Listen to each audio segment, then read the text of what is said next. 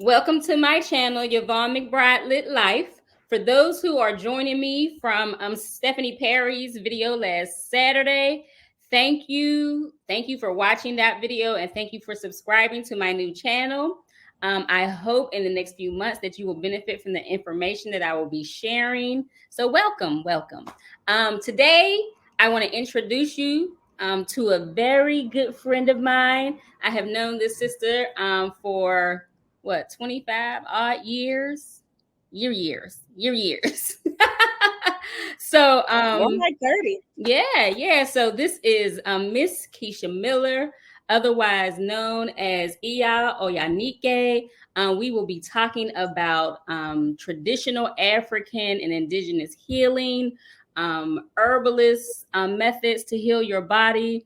We will be talking about Ifá for those who are unfamiliar, just everything, all the things we will be jumping into. But first, I want to allow her to introduce herself to you. Tell us who you are, ma'am, what you do, all that good stuff.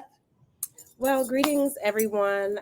Peace. Thank you so much, Yvonne, for having me here and thinking enough about wanting to bring women together for healing.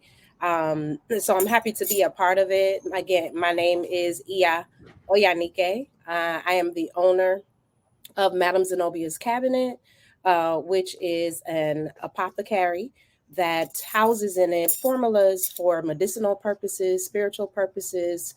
I also am a mother of a 15-year-old beautiful young man. I'm an educator. That is what I've done most of my life. Community activist, a healer, and a priest, amongst many other things, a daughter, and just a lover. So thank you again for having me here. Of course, I'll have you here. So this channel is about Black, brown, and indigenous women pulling all their talents. We want to get off the ship, right? We want to get off the plantation. So we want to nurture people to use all of their innate talents to build and create the life they want to live. Oyanike has done that, has always done that. We are spiritual sisters as well as homegirls. And I just want to say that, through the years, you have inspired me. You have pushed me, you have supported me, and I hope I have done the same for you. So to have you on this channel is just such a gift. To have you in my life is such a gift. And I want to share this gift with the rest of the world. So yes. Thank you. Happy you are here. So tell us more about Madame Zen'Obeah's cabinet. So, How did you come about it? Why did you create it? Let's start from the beginning. So, Madame Zen'Obeah's Cabinet really was created organically, I would say, in my living room. As a spiritualist, there are always certain items that I kept in my home. One, to cleanse and to purify my home for protection, and also in just doing spiritual work for myself and for others. And so my home kind of became the spiritual community center, where there were others who came into my home doing spiritual work as well. And so there were always items that were needed, whether it was cowrie shells or black soap or resins of certain kinds. And I always kept it in my cabinet.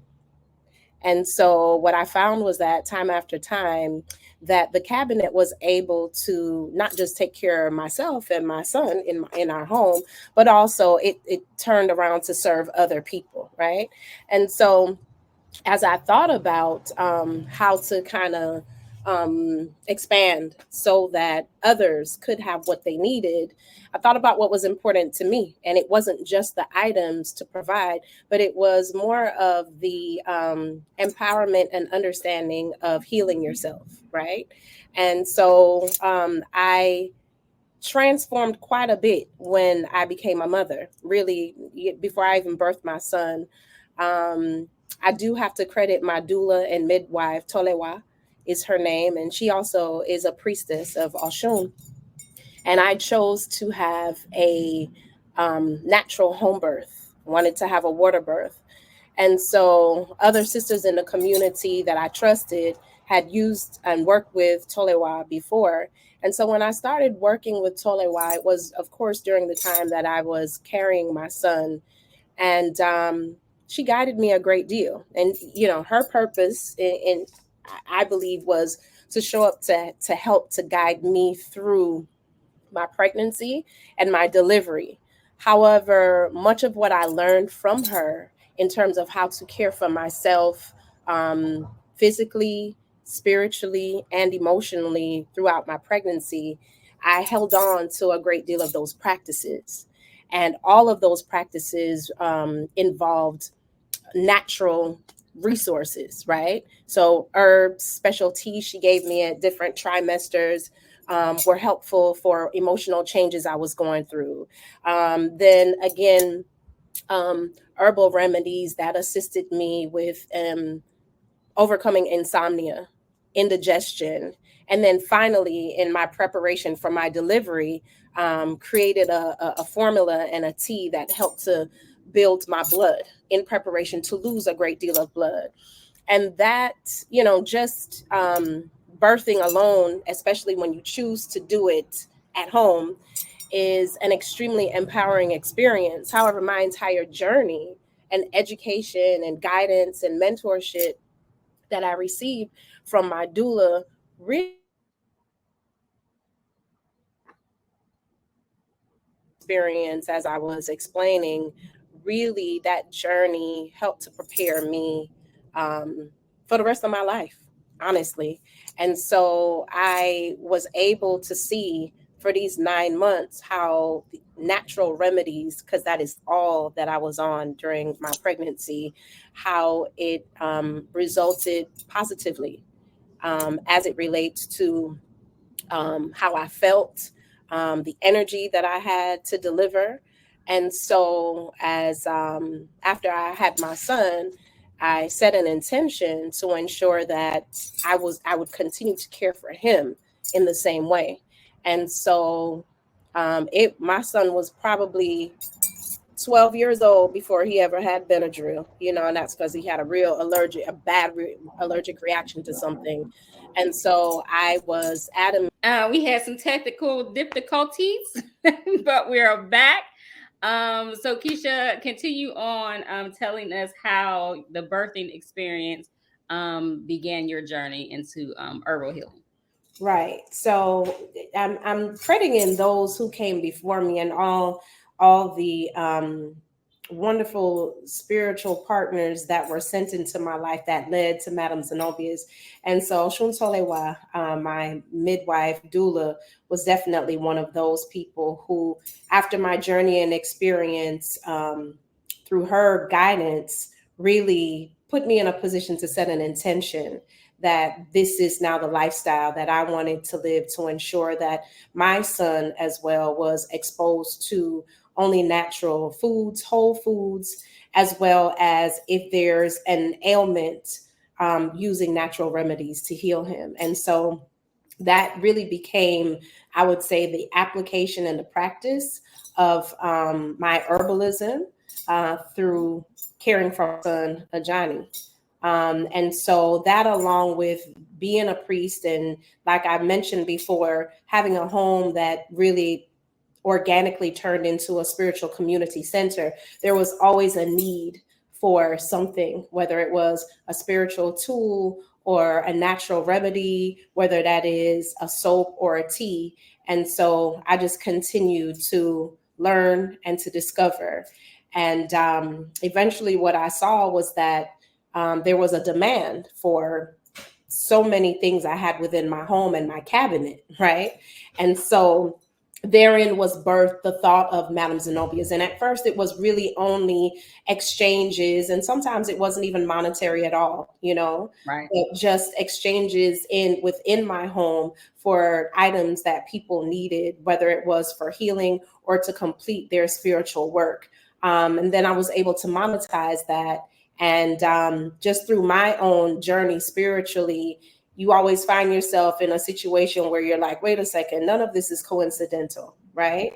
And so it led me to my destiny and part of my walk in life is to be a healer, particularly through herbalism. And so this is how I started that journey, and then, decided to monetize it through Madame Zen'Obeah's cabinet. Okay, so let's talk about some of the products and some of the remedies that people can come to Madame Zen'Obeah's to obtain. So my main line, really, I have a line of about 6 different medicinal teas that address ailments from anxiety to prostate wellness for men, womb wellness for women. I also have, which is my top seller, a detox tea. I believe it's a top seller because it does a great job at detoxing your digestive system, your liver, your kidney, but it's very gentle. So you're definitely going to be able to see a difference, know that there's a release. However, not something that aggressively takes you to the bathroom and causes cramping in your stomach.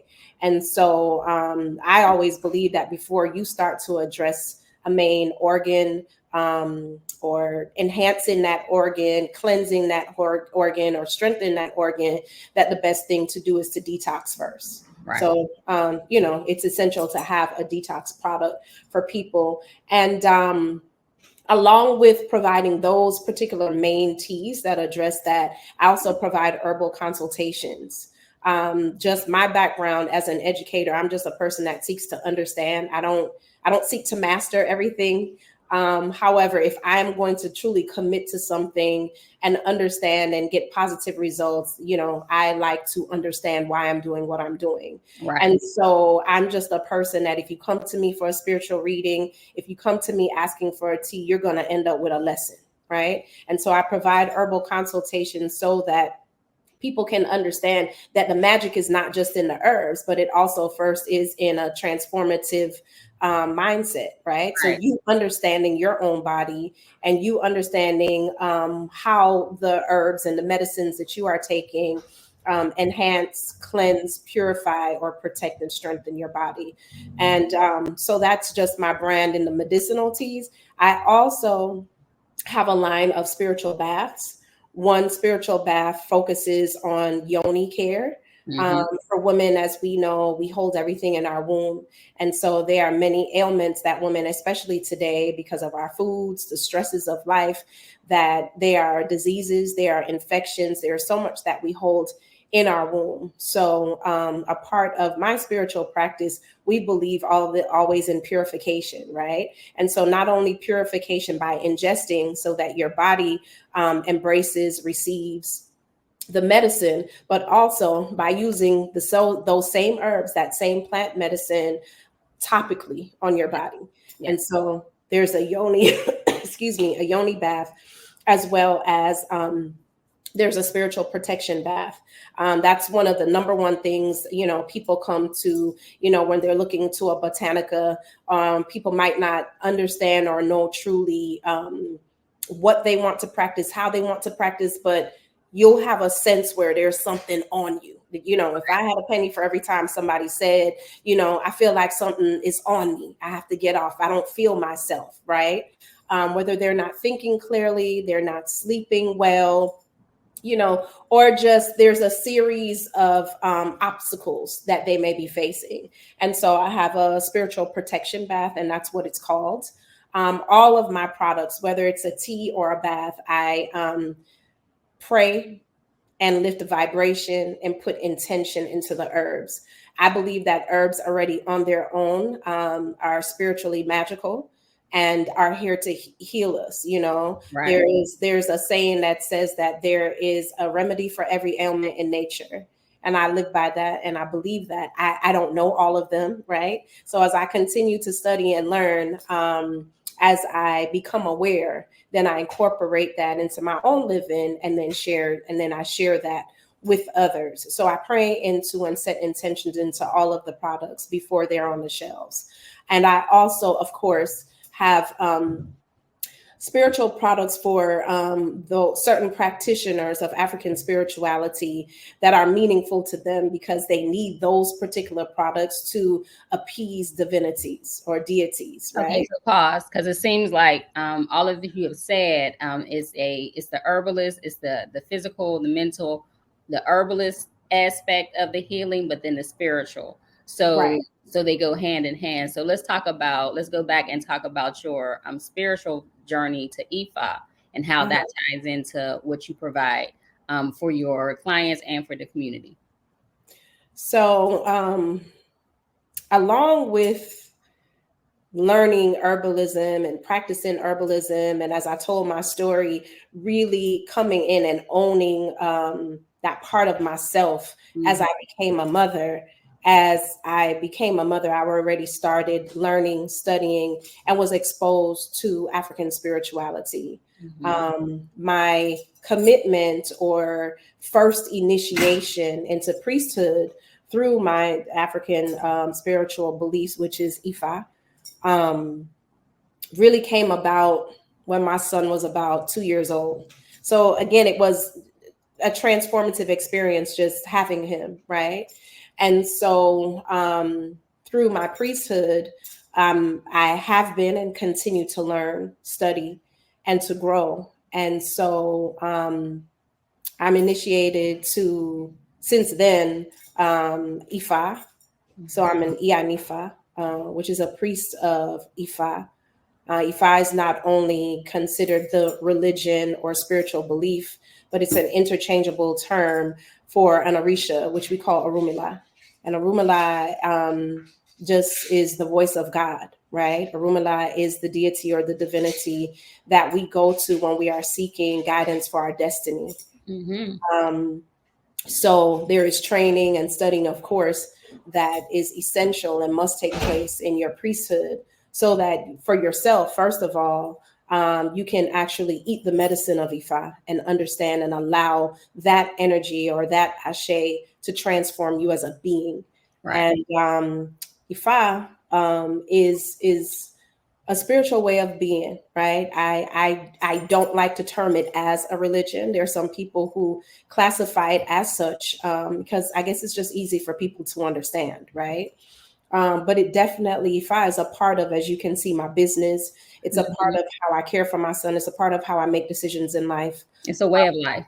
Yeah, it's completely a way of life for me.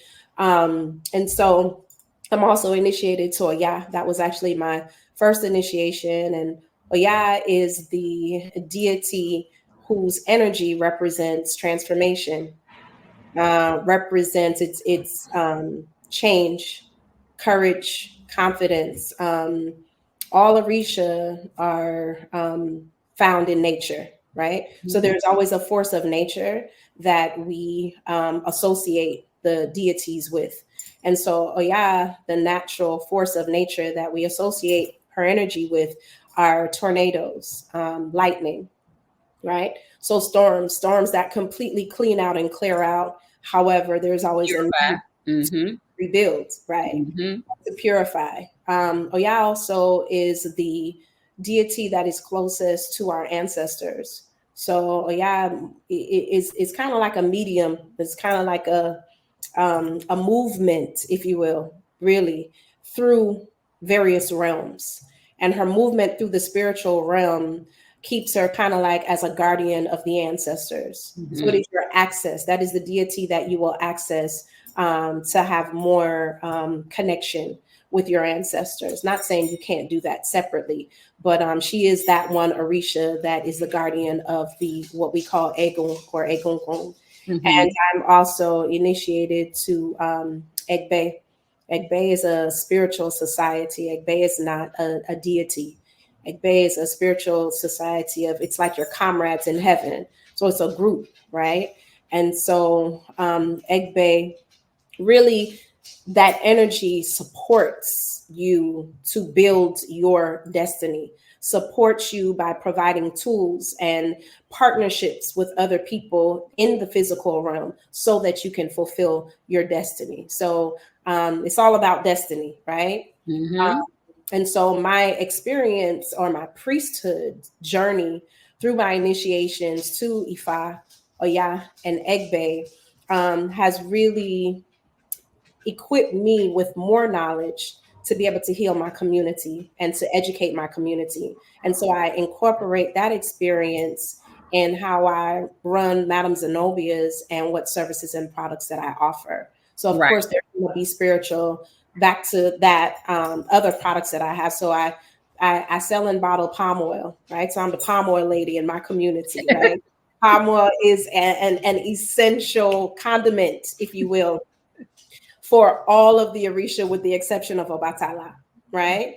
And so there are certain staple offerings that you want to have when you are connecting with the Orisha, when you are appeasing the Orisha, when you are petitioning to any Orisha for support. And palm oil is one of them, right? And kola nut. So palm oil is also, in terms of spiritual items, that's my number one selling product, right? Because even if you are in a Khan tradition, you know, other African spiritual practices also utilize palm oil, what we call epo, and cowrie shells and other spiritual items as well. But I just wanted to highlight the palm oil and the importance of it. Palm oil, we believe in our tradition that palm oil, the energy, everything that we give to the Orisha has its own energy attached to it. And so palm oil is something that we give to neutralize negative energy.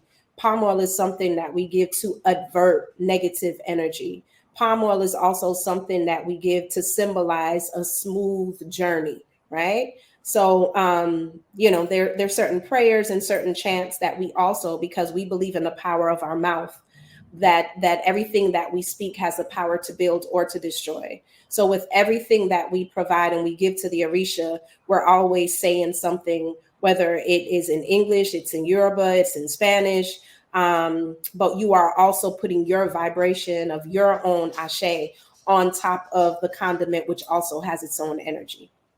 So if you see, everyone, when you go to get services or buy products from Madame Zen'Obeah, that you're not only getting the product, you're getting the knowledge, you're getting what it's doing for your body, and you're also getting the spiritual aspect and how that's going to benefit you as a whole. So that when we're talking about whole health healing, this is what we mean.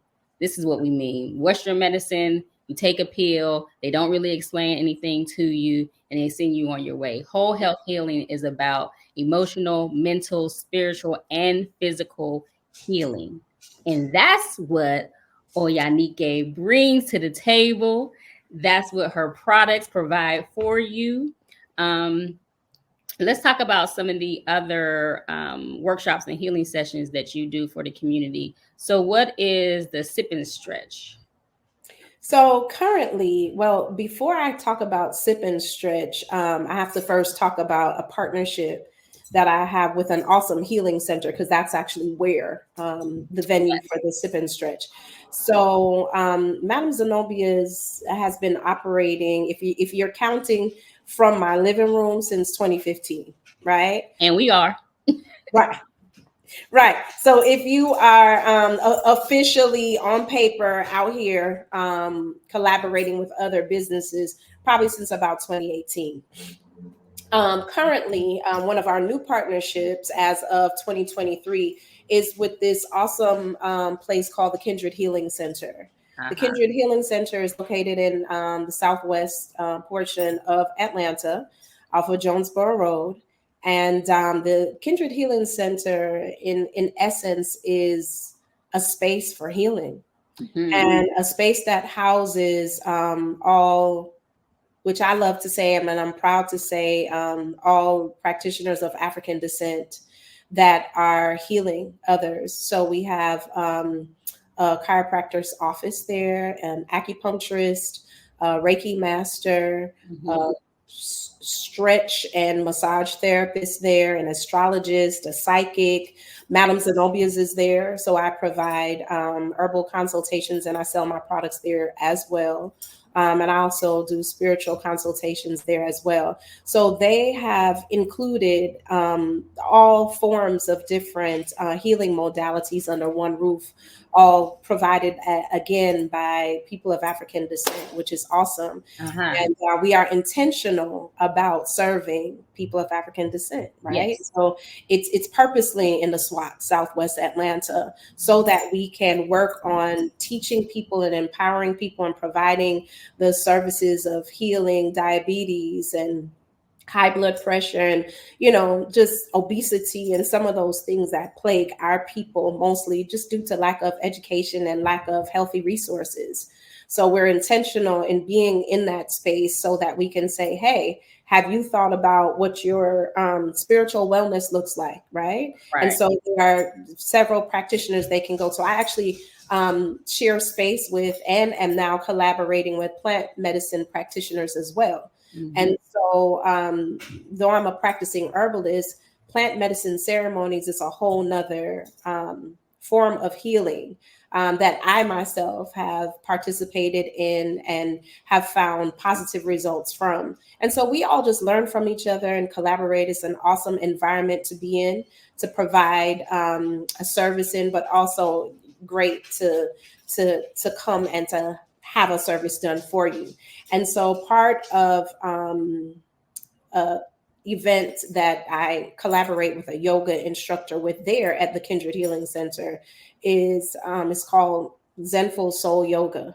And it's like a sip and stretch. So what we do is we provide medicinal teas, and there will be not every month, but every other month, there is a signature tea blend.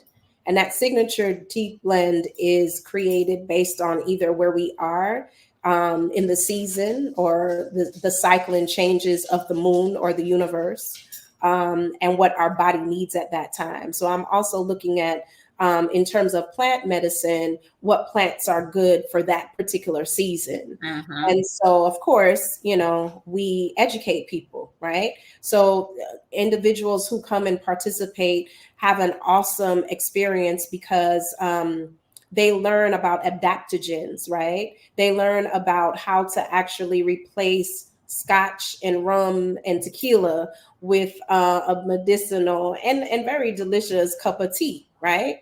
We also teach them, and we do this collectively, how to set intentions into your own herbs before you drink it, right? So what are you choosing? What are you choosing to heal? What organs, what parts of your body or yourself are you choosing to heal through this ceremony of sipping the tea? So we talk about that. We release a great deal, even just through talking, right? And then we get into our restorative yoga practice. And so the point of everything that I do is always going to be education and empowerment. Education and empowerment. That's and what you're building communities. Like you're building, these people are coming to the center seeking healing that they can't get anywhere else. So when they come to this sip and stretch, the Zen'ful yoga sessions, then I'm assuming that they come back because it's so nurturing and so supportive. So you have a lot of return clients that do come back because they enjoy it, you know, and what they find is that it is healing. They find that they have relaxed a great deal. They find that now they have other ways to be able to relieve stress, right? And they all come back for the tea because now they are finding the benefits that the tea has on their adrenals, on their stress level, you know. So it's really good. And, you know, they always tell a friend. So that event I do monthly. It is the last Thursday of every month at the Kindred Healing Center. And there are always wonderful things going on at the Kindred Healing Center. So I invite, you know, anybody that's watching this to look them up, the Kindred Healing Center.com, because they have events happening all the time. What is the address? You know, offhand? It is 1800 Jonesboro Road. So anyone in the Atlanta area or surrounding area, if you have been looking for a holistic center that does everything in one spot, to provide everything in one spot, this is where you go. Yes. And what is the sister who you collaborate with for the sessions? What's her name? Her name is Yolanda Gaskin, and she is an awesome yoga instructor. The reason why it's called Zen'ful Soul Yoga, because that part of its soul is really Yolanda's brand of yoga, right? So she's always going to have a soulful playlist. Like, I've been practicing yoga for quite some time before I had my son. And my experience in doing yoga with her, we listen to Al Green, we listen to Jill Scott, we listen to Marvin Gaye, you know? So it's a soulful vibration from the music that puts your vibration. Absolutely, absolutely. So you can find her information on Instagram, and her handle on Instagram is Yoga with Yo. So let's talk about your services that you provide, such as Cowrie readings, Ori appeasements. Can you explain what these things are to the people who are not familiar, please? Sure. So the type of divination that I provide, the traditional term for it is Erindilogun, and that means 16 in the language of Yoruba. And the reason why they chose that name, for it's you know, African people, it's always deep, but it's basically a 16 cowries that you divine with, right? So through my training as an Iya Oyanike, which is a priest of the Orisha, I've been trained to be able to interpret messages, to be able to read the cowries that are casted, so that I can deliver messages. And the purpose of this type of divination really is to bring harmony back into a person's life, bring balance back into a person's life. Typically, people are led to want to have a reading for whatever reason. People come because things are happening that don't make sense. People come because they just tell you, I don't know, something just brought me here, right?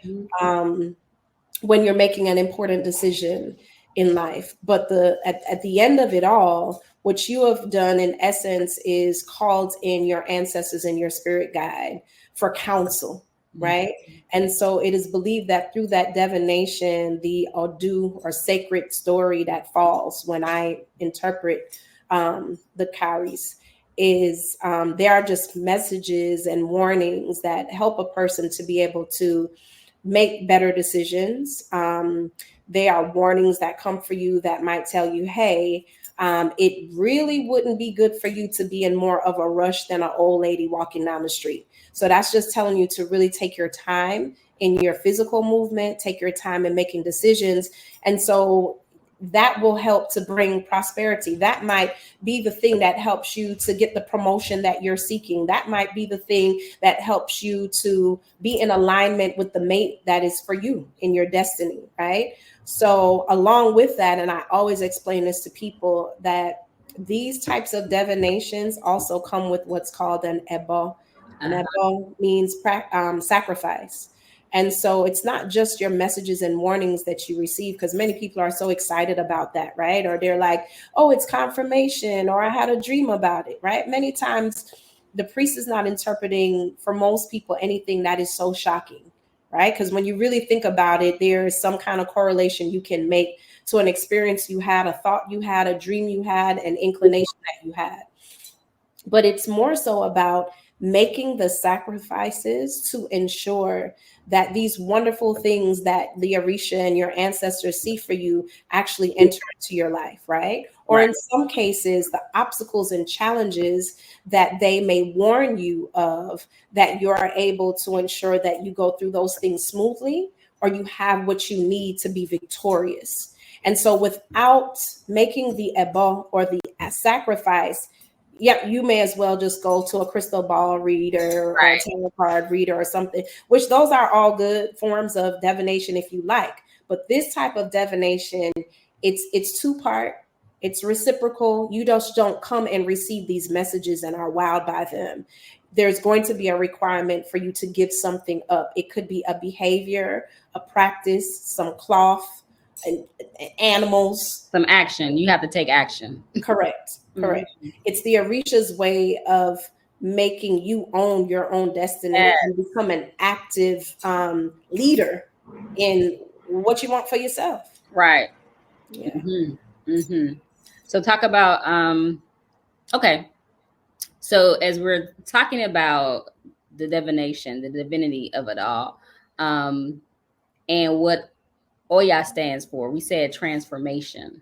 It's the deity that is in charge of transformative action, transformative things, purification.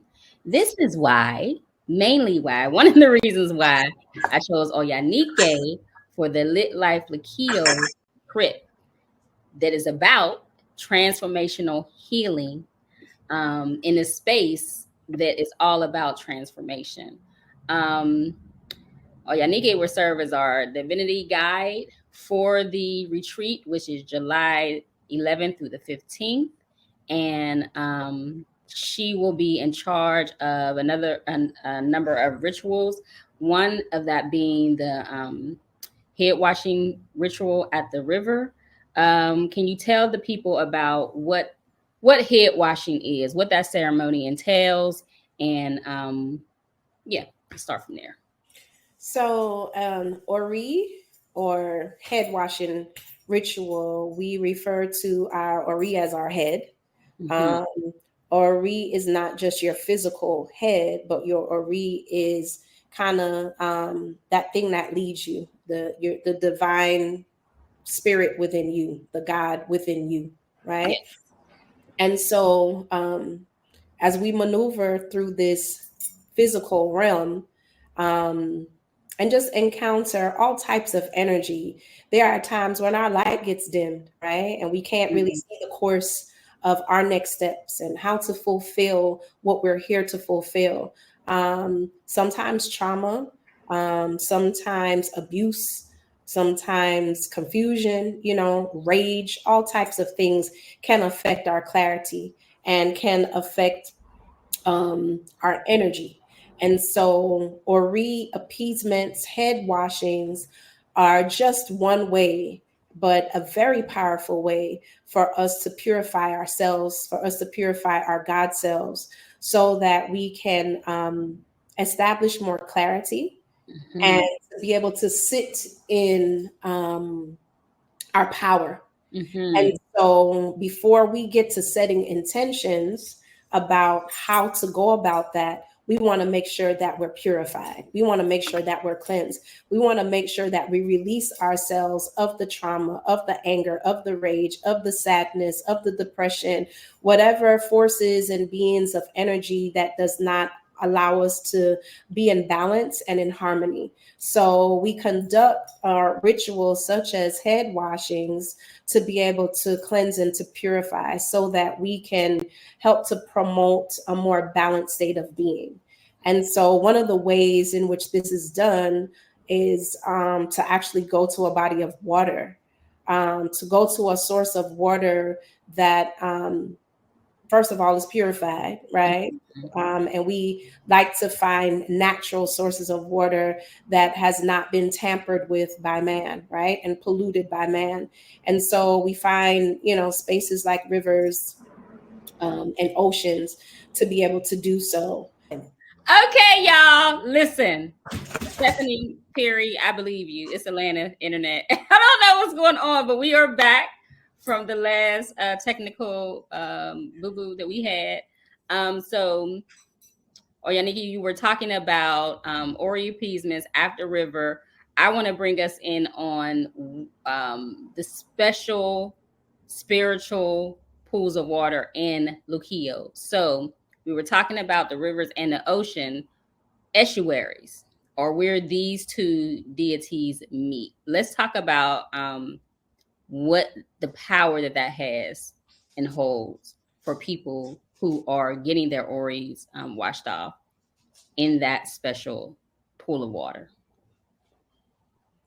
So I found it interesting because I had not heard of an estuary before.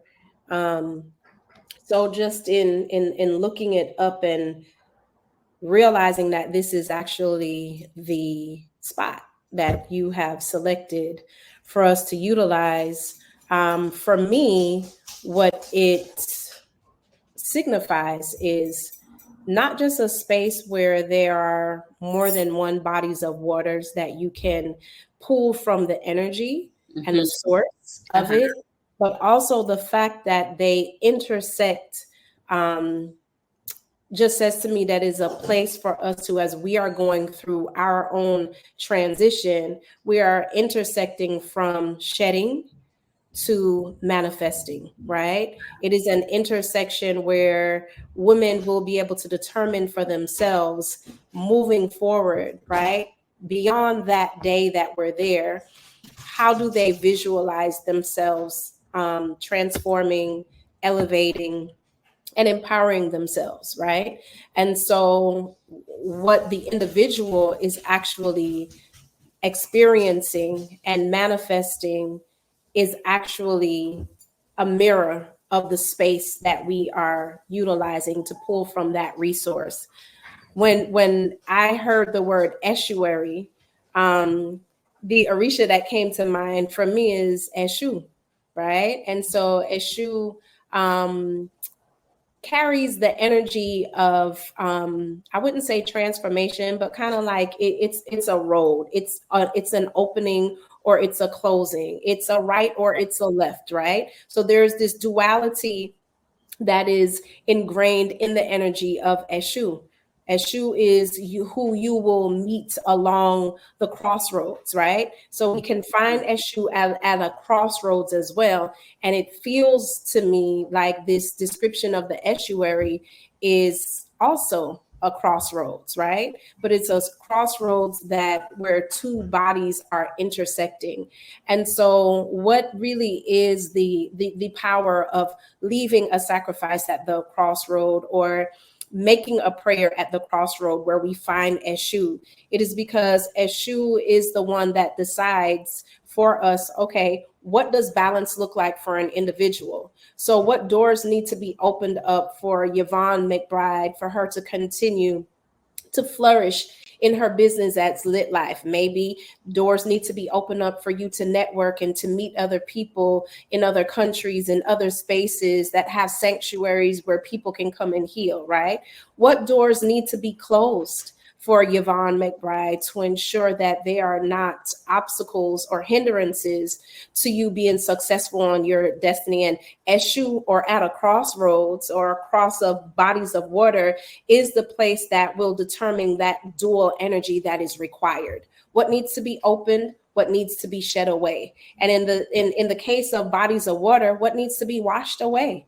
What needs to just be washed away? And those powerful bodies of water can handle what's coming off of us, can handle the grief that we're washing away, can handle the rage that we're washing away, can handle the depression that we're washing away, and we can leave it there, right? And those bodies of water are also powerful enough to charge us with the energy and the force to be able to take the next steps to accomplish and to incorporate and to embrace what is our destiny and what we are calling on to experience for ourselves. So I'm looking forward myself to getting in that water, and definitely doing work in that space. And I apologize. I jumped in assuming that people knew the purpose of the trip. So let me backtrack and tell everybody what Lit Life Luquillo retreat is about. It's a retreat for Black, Brown, and Indigenous women who are going through major transitions in their life. And that could be any transition, from changing a job, from going through a divorce, from a journey from being a mother with a house full of children to being an empty nester, just leaving a toxic job, leaving the toxic relationships, or just inner transformation. Like if you're searching for if you're on a spiritual journey, if you are on a journey to clear your mind and purify your mind and get mentally well or physically well, any transformation that you are going through and you need a little bit of support, this is the retreat for you. This is where you come. You just heard that all the healing aspects that this area provides naturally. We're going to tap into those natural conduits of change and transformation. We're going to tap into the power of the deities that will be present there, the natural um, that nature and Luquillo offers us. This is what this trip is about. And throughout the trip, we will be talking about intentions, what you want to leave behind, what no longer serves you, be it limiting beliefs, be it grief, be it fear. When she's talking about washing those things off in this powerful space, in this river, and or in the estuary where the river meets the ocean, washing all of this off is it's a life-changing experience. Going forward, when we leave this place, we will have a community. You will have a community of women who you can tap into. We're not just going to leave you hanging. You're going to take this experience with you, but you'll also take a new community of women who you can identify with, who you know are going through the same challenges and can be reached out and used for support on your new journey for whatever you're seeking, whatever your intentions are, whatever your goals are for the next year, for the next month, for the next 5 years. What are you, Oyanike? I'm going to get some work done on myself. What are you looking forward to on the trip? And what are some things that you feel free to share what you want to share? What are some future goals that you have for your business and yourself? Well, firstly, I have to say, because I'm so excited by the space and the area that we're going to, which I've been to Puerto Rico, but I have not been to Luquillo before. And I've heard wonderful things about the space. I really don't have any expectations, right? And so I am open. I am open to receive what Spirit has for me to experience, to be fortified by, to learn, to overcome. So I don't have a particular plan or intention. I am excited and open to receive whatever Luquillo, that space, that time, this particular journey has for me, as I show up to serve, and so there always is growth, lessons, and blessings when you show up to serve. So I'm looking forward to that. I think generally any place where I show up, whether it is local in my community, or I travel to be able to provide a service or a product of Madame Zen'Obeah's, as I stated before, my intention is always to leave a space with people who are more informed or educated, and empowered to heal themselves and to heal themselves naturally. So I just carry that intention with me wherever I show up to serve, in the capacity of Madame Zen'Obeah's or Iya Oyanike or Iya Ifa Lola. So it is to leave the space and whomever I encounter, whether they are a part of this group or someone we meet along the road, empowered and educated.